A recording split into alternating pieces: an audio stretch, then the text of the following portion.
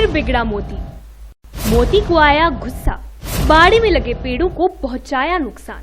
खतरनाक गुस्से के चलते सालों से जंजीरों में कैद हाथी हथनी चंपा मोती को हाईकोर्ट के आदेश के बाद नया बाड़ा और जंजीरों से तो छुटकारा मिल गया था, लेकिन कुछ ही समय में हथनी चंपा की मौत हो गई, जिसके बाद हाथी मोती अकेला हो गया।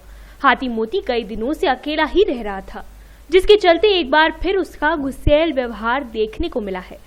इस बार मोती ने बाड़े में लगे 2 पेड़ों को नुकसान पहुंचाया है।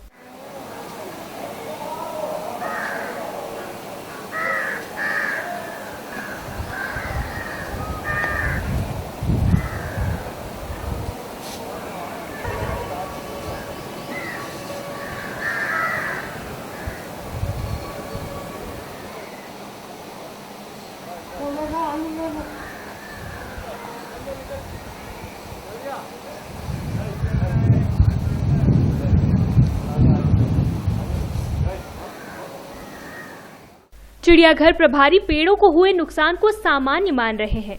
उनका कहना है कि ये हाथी मोती का नॉर्मल स्वभाव है। मोती का नॉर्मल बिहेवियर है ये। जो पेड़ कमजोर रहते हैं, नेचुरली इतना बड़ा एलिफेंट है, अगर कोई छोटी मोटी डैश भी मारेगा तो उसको गिरा देगा। तो ये उसी का एक नतीजा था ये। और खुजली करने के दौरान भी कई बार पेड़ों को गिरा देता है, टहनियाँ गिरा देता है। तो ये उसका एक नेचुरल जो बिहेवियर है वही बिहेवियर है।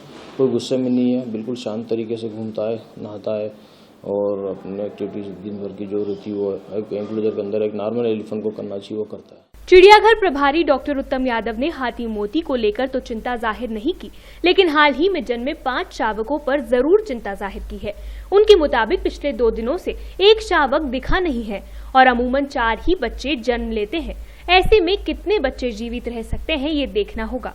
लायन के जो 5 बच्चे हुए हैं, ये कपास स्वरूप भी 5 बच्चे हुए, क्योंकि जनरली 2 या 3 बच्चे होते हैं, मैक्सिमम 4 तक जाते हैं, लेकिन यहाँ तो 5 बच्चे हो गए। और 5 बच्चे होने में जरूर ये देखने में आता है कि जितना बड़ा लिटर साइज रहता है बच्चों की हेल्थ पर थोड़ा सा असर पड़ता है, क्योंकि न्यूट्रिशन जो मदर की तरफ से बच्चों को मिलता है वो एक निश्चित अमाउंट में मिलता है, तो वो फूड कहीं ना कहीं बच्चों में डिस्ट्रीब्यूट होता है, इसके कारण उनकी ग्रोथ पर जरूर असर होता है।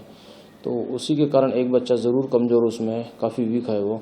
अब डिपेंड करता है कि वो सर्वाइव करेगा नहीं करेगा। फिलहाल मदर अभी के साथ 4 बच्चे नोटिस में आ रहे हैं और चारों स्वस्थ है। अभी 5वां बच्चा दिख नहीं रहा, तो कहीं ना कहीं डाउट है कि हो सकता है वो बच्चा न रहा हो, क्योंकि कमजोर पहले से ही था। अभी चिड़ियाघर प्रशासन भी किसी तरह का कोई जोखिम मोल नहीं लेना चाहता है, क्योंकि अगर शेरनी के पिंजरे में जाकर देखा गया तो हो सकता है वो अन्य बच्चों को भी नुकसान पहुंचा दे। Bureau report, D-Live news, Indore.